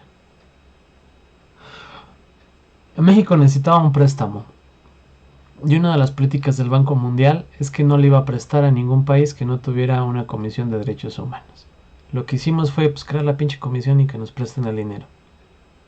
Ahí está escrito, pueden estudiarlo. Y lo vimos en esta plática, ¿no? Y lo dice aquí, a las presiones internacionales o instancias supranacionales. El Banco Mundial es una instancia supranacional. El Banco Mundial dijo, los derechos humanos están muy asociados al capitalismo, a la libertad. Si ustedes se ponen a dar cuenta, son derechos de libertad, ¿no? Y los países que los adoptan también suelen adoptar medidas neoliberales. Entonces, si yo soy el Banco Mundial, a mí me conviene que haya medidas neoliberales y solo le voy a prestar a los que impulsen los derechos humanos, porque los derechos humanos son libertades, ¿no? Y México dijo, pues ponle ahí una comisión que diga Comisión de Derechos Humanos y que firmamos lo que haya que firmar y que nos presten el dinero. Y eso fue lo que pasó. ¿O por qué creen que al día de hoy en la Comisión de Derechos Humanos de algunos lugares hay carne bien cara en los refrigeradores, ¿no? Hay refrescos, hay salas bien padres? Los derechos humanos no tienen ningún poder, aguas. Las comisiones nacionales de derechos humanos hacen recomendaciones, pero no ejercen sanciones. Puede llegar una queja ahí y ellos le van a decir, ay, mire, a la instancia que le corresponde, señor gobernador, llegó una queja de que usted violó a alguien, pues le recomendamos que ya no lo haga. Y ya, pero no tienen un carácter punitivo, búsquenlo, no lo tienen, no tienen sanción ninguna, ¿no? Y sí está bien padre el discurso de que, ay, son valores esenciales que debemos de tener y no sé qué tal. Sí, está padre, suena bien. Pero realmente llegaron al país por otro motivo, ¿no? Entonces, aguas con eso, no se claven con el discurso de nadie, de nadie. Compruébenlo, contrástenlo contra la realidad, ¿va? O sea, por eso es importante que cualquier noticia, cualquier dato, vayamos primero a ver si es cierto. Dos, veamos qué tanto nos miente, porque todos mienten, ¿no? O qué no nos quieren decir. Es muy fácil, vean los discursos de gobierno. En Hidalgo se invirtieron 28 millones de pesos en la educación. O sea, para cualquier simple mortal como yo, 28 millones de pesos es un buen de dinero. Voy a decir, no manches, es un buen de dinero. Y oye, ¿y cuánto en porcentaje, a diferencia del gobierno pasado, cuánto es más? Pues 1%. ¿Cómo? Sí, pues el anterior invirtió 23.900.000 pesos. O sea, en realidad es la cifra que más se ha dado. Pues sí, la cifra más grande, pero solo creció 100.000 pesos. ¿Me explico? ¿Cómo lo vendes? Le invertimos 100.000 pesos más a la educación, te van a decir hasta la despedida. O lo vendes, es la cifra más grande que se ha dado, 24 millones de pesos. O como dices, vamos a generar un pequeño aumento salarial del 1% a diputados. En mis términos cristianos, 1% es bien poquito. Y dices, bueno, pues, qué buenos diputados, tan poquito que se aumenta, ¿no? Verlo en términos reales son 5,000 millones de pesos. 1%. ¿Cómo lo vas a publicitar? ¿No? La estadística, yo tenía un profesor que decía que hay mentiras chiquitas, hay mentiras grandes, y luego está la estadística, ¿no? O sea, así. Y es obvio. Tú estadísticamente hablando puedes decir que algo es, o sea, demostrar que algo es bueno y no es cierto. Y no estás mintiendo. Solo que la estadística es muy manipulable. ¿Qué vas a decir? A la Comisión de Derechos Humanos este año solo llegaron 10 quejas por acoso sexual, ¿no? Y no vas a mencionar las otras 1000 que no se logró determinar si hubo abuso o no hubo abuso, ¿no? Por ejemplo. ¿Qué vas a decir? 1 de cada 10 mexicanos presenta una queja, ¿no? Bueno. Entonces esto está hablando de 13 millones de quejas, ¿no? Aguas con los porcentajes y con los millones. Es una manera muy artificial de presentar la información, ¿no? Y no se claven con los discursos. O sea, no porque algo se venda como la panacea, como lo mejor, como la revolución, realmente lo es, ¿no? Hay gente que ha abierto los iPhones y dicen, miren, lo único que le cambiaron fue la cámara, ¿no? Porque el resto de la estructura es lo mismo. Y según es nuevo, ¿no? Los chasis de los carros en el año 2017, 18, 19, 20, 21 es el mismo, solo le cambian la calavera, ¿no? Solo le cambiaron el interior. O sea, la base está ahí. La Comisión Nacional de Derechos Humanos llegó a México porque México necesitaba un préstamo y uno de los requisitos del banco era tener una comisión. Y se creó, ¿no? Muy similar a cuando el profe les dice, no, pues hagan un ensayo de 2 hojas, y tiene que llevar el logo de la institución y alguna fuente, ¿no? Google, la primera fuente, ¿qué dice el título? ¿Qué dice la introducción? Cito de ahí pongo un número, le pongo el logo bien grandote, letras aquí bien gigantes, copio una parte que se ve bien espaciada y llego a hacer hoja y media porque técnicamente ya son 2 hojas y se lo manda el profe, ¿no? ¿Cumplieron o no cumplieron? Pues técnicamente cumplieron, pero no quiere decir que sea un trabajo bien hecho. ¿Pusimos una comisión de derechos humanos? Sí, pero no quiere decir que la hayamos puesto y que funcionara o que funcione y que haya sido por los mejores motivos, ¿no? O sea, eso no es cierto. ¿Y cómo crees que fue el discurso? México necesitamos un préstamo y pues como es un requisito pues vamos a poner ahí una oficina. No, el discurso seguramente fue México sumándose a la vanguardia y a los derechos que los cuales debemos de pugnar y por lo que hemos trabajado constantemente a lo largo de todo mi periodo. Hoy me complace anunciar que damos un paso más hacia la justicia, la equidad. Hemos dado un duro golpe a la pobreza, instalando nuestra Comisión de Derechos Humanos. Y todos, basura política, discurso nada más. Y de discursos, hasta hay concursos, ¿no? O sea, no se claven con las cosas no son 100% ciertas, ¿no? Investíguenlas a fondo, tengan su propio criterio, no se dejen influenciar. O sea, ustedes no siguen influencers, ustedes deberían de ser los influencers, ¿no? Gente que dice, Andrés Manuel es el peor presidente, y van y cobran la beca Benito Juárez, ¿no? Y chinga, pues, no queda el peor presidente. Hay que tener congruencia, ¿no? Es bien I'm lover, profe.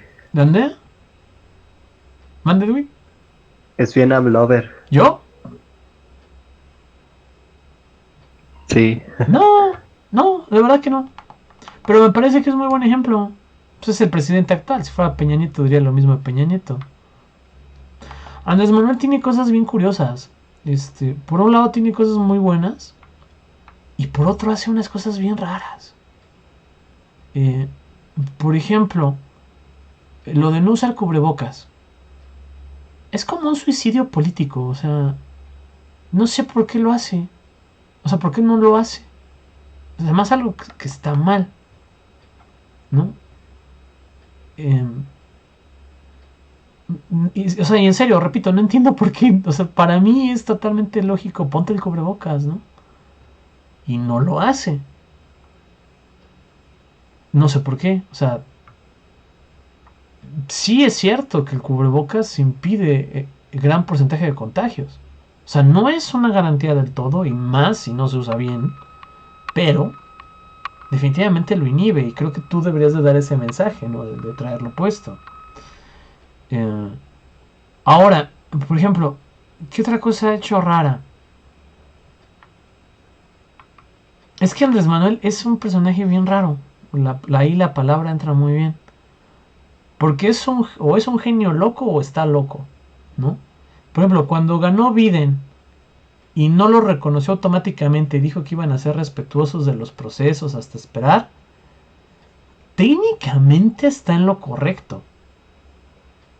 O sea, es decir, técnicamente todos los otros mandatarios que sí felicitaron a Biden estaban violando el protocolo de Estados Unidos, que era esperarse a que, bueno, en nuestro caso es el Trini, en el de ellos no sé quién es el que da el acta de ya de la constitución de mayoría y que ya es el presidente electo.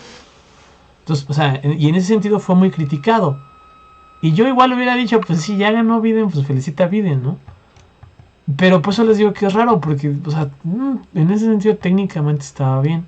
Ahora, por ejemplo, con las becas, hubo de conflictos, de que es dinero desperdiciado, de que hay nombres falsos, ¿no? Beneficiarios falsos. Pero me parece muy chistoso porque eso siempre ha existido, ¿no? O sea, no está bien, ojo, no está bien. Y sí se debería de auditar y castigar. Pero no me parece que sea algo propio de Andrés Manuel, sino algo propio del sistema, ¿no? O sea, que no importa si es Andrés, si es Peña, si es Fox, si es ¿cómo se llama el del PAN que está haciendo campaña? Anaya. Pienso que es como algo intrínseco del poder, que te corrompe, seas quien seas. Pero las becas tienen una finalidad oculta, ¿no? A ver, ustedes díganme, ¿para qué son las becas? Esa beca en particular, ¿para qué se imaginan?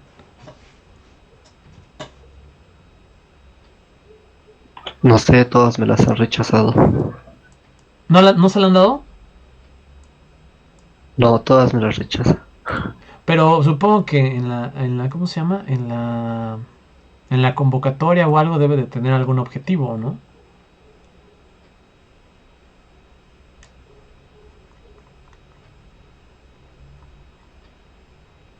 ¿O para qué se imaginan que sirven o que no sirven? Se vale.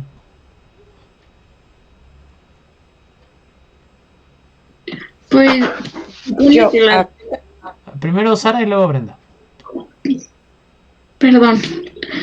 Pues se supone que tienen una finalidad de pagar la preparación académica, ¿no? Y profesional de esa persona que obtuvo la beca.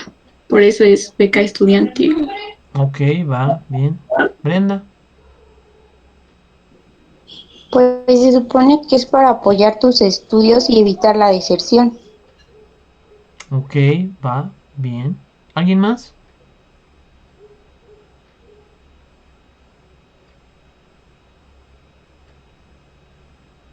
Pues sí, es igual como para apoyar económicamente a los alumnos para que puedan comprar útiles para su transporte, para, por ejemplo, los que no son de aquí, y así un apoyo igual para que pues no salgan de la escuela y sigan estudiando. Va. Lo que acaban de decir es cierto, ¿de acuerdo? Es correcto. Pero quiero que tengan presente que un objeto difícilmente solo tiene una propiedad, ¿no? Por ejemplo, aquí tengo un muñeco, ¿no? O sea, es pequeño, pero también es duro, pero en ciertas zonas es movible, ¿no? O sea, no solo tiene una característica, tiene muchas características. Y cuando hablamos de una política pública, aguas, porque una es la intencionalidad de la política, es decir, su objetivo, su propósito, que es lo que ustedes están diciendo que es cierto, y lo oculto en esa política que puede llegar a afectar a otros escenarios. Entonces vamos a analizarlo un poquito por encima, pero bien. Si ustedes analizan las principales causas de deserción en la escuela, una de ellas son escasez económica o falta de apoyos económicos o vaya, problemas económicos. Ahora, no me acuerdo cuánto es el monto de la beca. Lo que yo no sé es si con el monto de la beca realmente es un monto pensado, racionalizado, que va a combatir la deserción. Es decir, la mayoría abandona porque no tiene recursos económicos. La beca les alcanza para satisfacer esos recursos que no tienen y que hacen que abandonen. No lo sé. Me gustaría pensar que sí, ¿no? Que detrás de la política hubo un estudio y que dijeron tal cantidad es la mínima necesaria. Va, palomita. ¿Los va a reducir? No lo sé. Tendríamos que esperar a que pase un poco el tiempo y que salgan esa generación que ya recibieron beca y veamos si hubo realmente una gran diferencia entre los que no tenían beca y los que tuvieron beca. Es decir, si antes de la beca los que entraban a preparatoria el 54% desertaba y después de la beca solo desertó el 20%, entonces fue una gran política. Pero yo no puedo al mes de que la política se creó, o a los 2 meses, o al año, decir que no, que es una mala política, que es lo que yo siempre critico, el prejuicio, ¿no? Me parece que todavía no hay elementos suficientes para decir si es buena y es mala, y es lo malo de la política en términos generales. Tú avientas una política y a veces es muy difícil saber si estuvo bien o estuvo mal. No lo puedes saber en el corto plazo, algunas tardan tiempo. Pero hay otra cosa detrás de la beca. Por ejemplo, hubo muchos que suben la foto de gracias AMLO por la peda, ¿no? Por la fiesta, por la pachanga. Que ocupan que ni necesitan el dinero para estudiar y lo ocupan para otra cosa. Pero ahí pasa algo curioso, que es que el gobierno discretamente o disfrazadamente está inyectando dinero en la sociedad. A través de esa beca está haciendo o incentivando el consumo. Y a través de ese consumo o de lo que sea, está beneficiando una cadena económica al interior del país, ¿no? Y eso está probado. Se ha hecho muchas veces. Estados Unidos mete estímulos fiscales. Ahorita lo han visto que varios gobernadores, que varios presidentes municipales han dado estímulos monetarios para compensar la pandemia, ¿no? Lo están haciendo en otros países. Está estudiado. Cuando el gobierno mete dinero en la sociedad de una u otra forma, la sociedad consume, eso le permite al que vende pues tener más ingresos, o sea, se empieza a hacer como un ciclo positivo, ¿no? Es decir, la pregunta real es de dónde vino ese dinero, ¿no? Y vino de una reducción estatal que Andrés hizo. O sea, sí es cierto que hubo muchos despidos, sí es cierto que se pugnaron elementos de corrupción, sí es cierto que se bajaron algunos sueldos, de ahí viene el dinero, porque si no, no alcanza. Ahora, las pensiones para los adultos mayores, que igual se incrementaron, no sé cuánto, pero se incrementaron. Es el mismo principio. Es decir, si ustedes me preguntan con lo que recibían antes y con lo que reciben ahora, yo pienso que una persona no puede vivir con grandes satisfactores o con grandes bienestar con lo que cobra. O sea, no son, creo que ni 5,000 pesos al mes, ¿no? Son como 2,000 al mes, algo así. O 1,000 al mes. O sea, se me hace muy poco. Muy, muy poco. Pero el aumentarlo y dárselo a este grupo de personas implica que hay un mayor consumo en la sociedad, lo que puede beneficiar a ciertos sectores comerciales, a ciertos sectores privados, ¿no? Entonces, de una u otra manera está beneficiando a ambos grupos sociales. Ahora, si a mí me dan una beca y yo lo ocupo para otra cosa, o si solicito una beca sin necesitarla, ¿de quién es la culpa? ¿No? ¿Del presidente nada más? ¿Del que diseñó la política? ¿Del Congreso que la tuvo que aprobar? ¿O mía en un inicio por acceder a un recurso que no necesito y mal usar un recurso que no necesito? ¿No? O sea, eso es lo que me parece interesante. Y no soy AMLover, lo que pasa es que ese es el presidente ahorita. Pero siempre trato de ponerme en el otro lugar. Es decir, si ustedes fueran bien AMLovers, yo sería bien crítico de Andrés Manuel. Porque necesito que se genere ese conflicto, esa idea cruzada, para que aprendan a debatir, para que aprendan a dar argumentos, para que aprendan a discernir otras cosas. Pero es así. Yo creo que Andrés Manuel va a pasar amargamente a la historia. ¿Por qué? Porque no va a poder cambiar gran cosa. Porque Andrés Manuel o quien sea no puede cambiar gran cosa. O sea, es un sistema muy rígido, ¿no? Sí pienso que a los sectores más desposeídos les ha ido un poquito mejor. Ojo, un poquito, ¿no? Pero al menos pareciera que ya no están tan invisibilizados como antes. Pareciera. Ahora, los macroproyectos que él trae, pues no sé si se van a consolidar o no.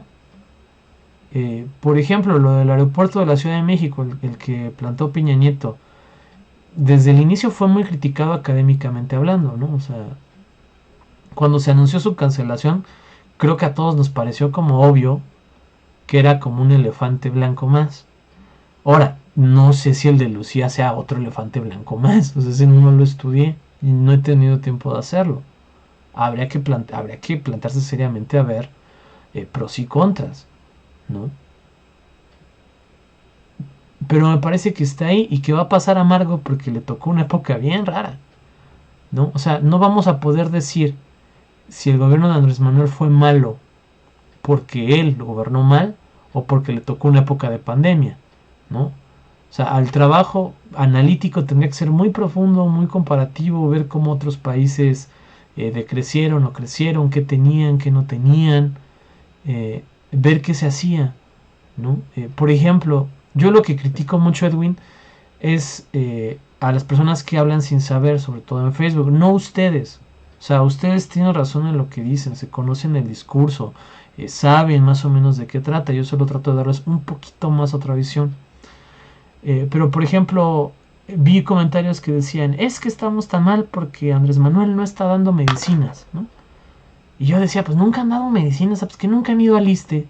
Siempre hay que estar volviendo al otro día o al otro que porque no ha llegado el medicamento, que porque no está, o te dan vales para ir a otra farmacia, que porque no tienen, ¿no? Es que la atención es muy mala, siempre ha sido mala, o sea, ese es el problema, siempre ha sido así.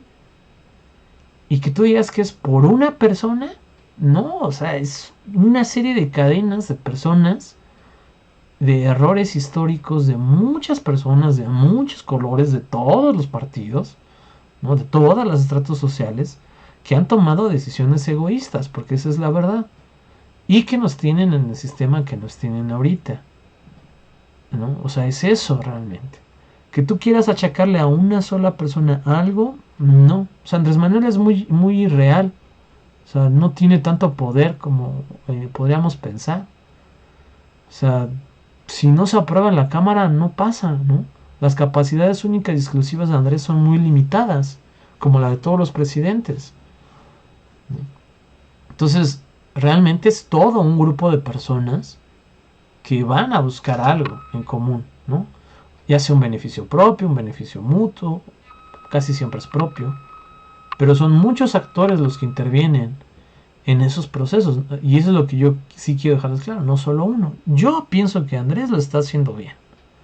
Pienso, ojo con lo que dije, o sea, no lo he analizado, no me he determinado, no lo he medido estadísticamente hablando. Pero sí les enseñé, por ejemplo, las cifras de COVID, ¿no? Los trabajé con ustedes, que les decía que en México pasa algo bien chistoso, que técnicamente, en términos de porcentajes, no tenemos tantos contagiados, pero los que se contagian tienen un alto porcentaje de muerte. ¿Esto qué nos quiere decir? Pues que México es un país que no tiene tanta infraestructura conectiva, que sí medianamente se ha atendido por buenas maneras el contagio, pero que nuestra capacidad de salud es muy pobre. No podemos sacar adelante a las personas que se enferman. A diferencia de otros países que aunque han tenido en términos de porcentaje más contagios, no han tenido tanta muerte porque su sistema de salud es muy fuerte, ¿no? O sea, esos son los análisis que valen la pena. Pero cuando tú ves una noticia de se murieron otros 10,000, dices, o sea, sí, y lo lamento mucho. Pero lo que quieres dar a entender es que todo está mal, que todo está en caos, y eso no es cierto. No está tan mal a como ha estado en otros lugares del mundo.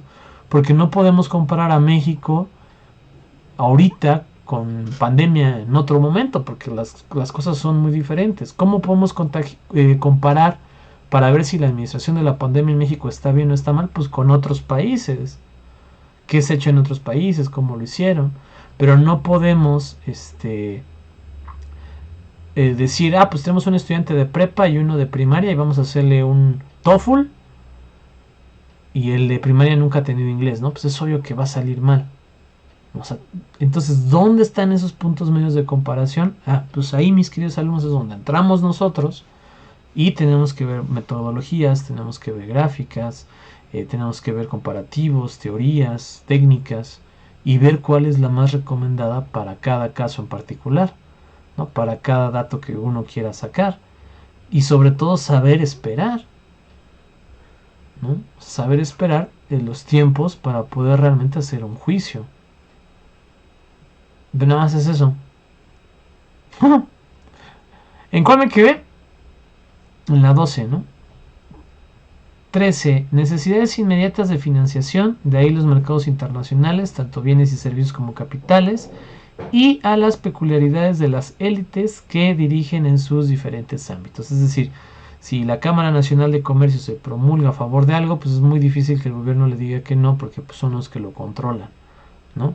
Si Carlos Slim se pone a favor de una cosa, pues va a generar una presión en el gobierno pues, por el poder económico que tiene, ¿no? Cuando los transportistas hacen una huelga, pues bueno, tienen cierto poder porque les controlan la ciudad, porque son un gremio importante, ¿no? En fin, ¿dudas? ¿Preguntas? ¿Comentarios?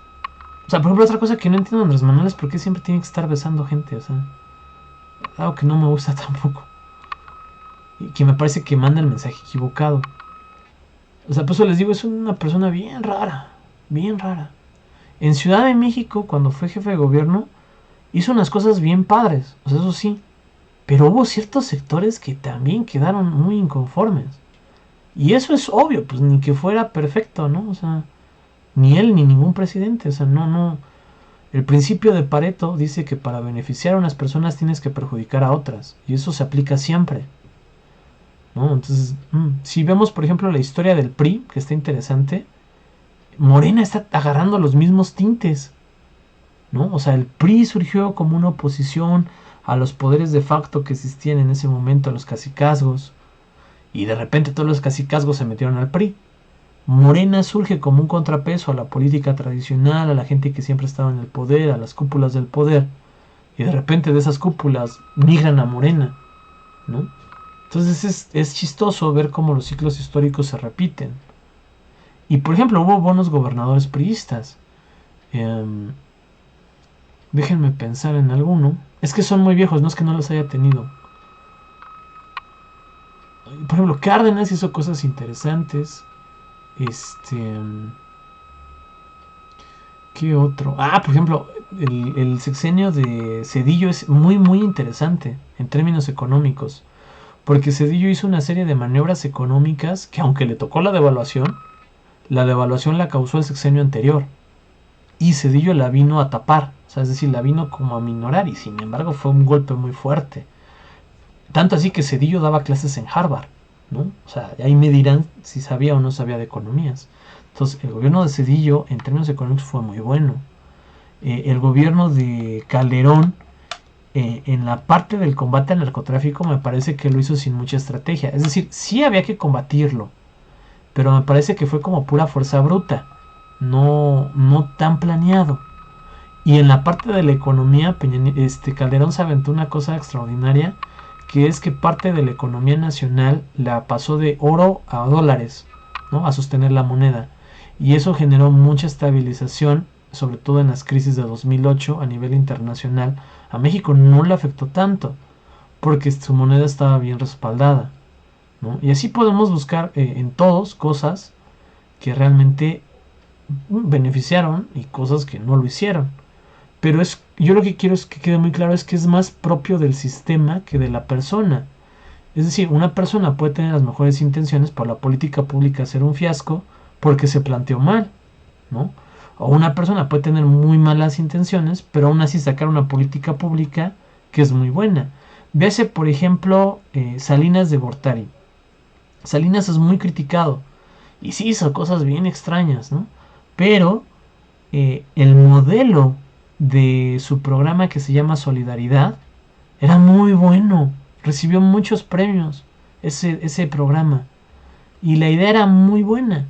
Solo que en la práctica no se pudo aterrizar porque los micropoderes regionales le dieron en la torre. O sea, se quedaban con el recurso, no operaban el programa como debía de ser.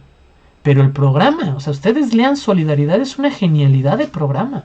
Yo creo que no ha habido uno mejor. Así se los planteo. Es buenísimo. Y fue bajando en lo que fue Oportunidades, en lo que fue Prospera. No sé si todavía sigue vigente ni cómo se llame. Pero así fue cambiando de nombre y de leyes y de reglamentos internos. Pero el original era muy bueno. Muy, muy bueno. Y venía del PRI, ¿no? O sea, pero era muy buen programa. No lo podemos negar, ¿no? Entonces, aguas con eso, con no ponerse una camiseta. Yo los invito a que sean neutrales, se van a divertir más, ¿no? Porque si un día a alguien no le cae mal Peña Nieto, ustedes le sueltan lo bueno. Si un día a alguien le cae mal Calderón, le sueltan lo bueno, ¿no? O sea, son personas y pertenecen a grupos privados. Ahora, si ustedes forman parte de la vida política, es decir, son militantes de un partido, si su familia ha ocupado cargos de representación popular, bueno, pues es más que entendido que tienen un color que defender, ¿no? Pero si no es así, no lo defiendan, o sea, no les pagan por defender a nadie. Pero desde la ciencia social, pues demostremos lo que es cierto y lo que no es cierto. ¿Va? ¿Dudas, preguntas, dudas, preguntas, compañeros, compañeros?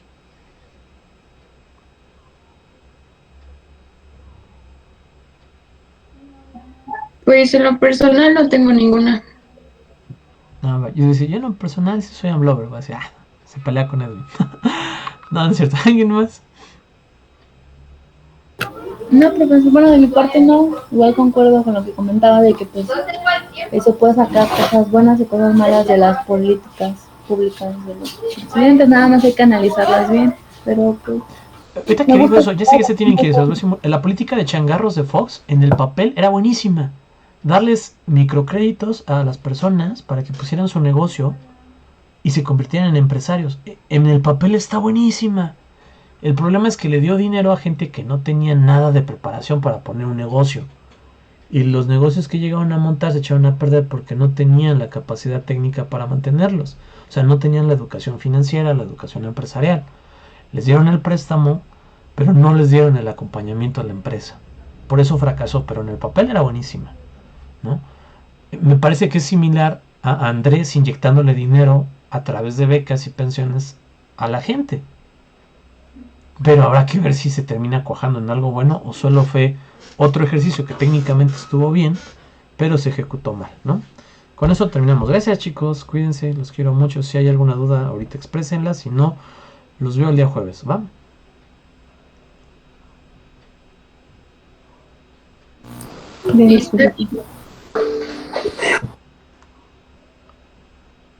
Va. Profe, cuídese. Igual, que estén muy bien, chicos, cuídense. Hasta luego, profe, que esté bien. Hasta luego, compañera, que esté muy bien. Gracias. Gracias a usted, compañero, que esté muy bien. Bye, gracias. Bye, Brenda, cuídese.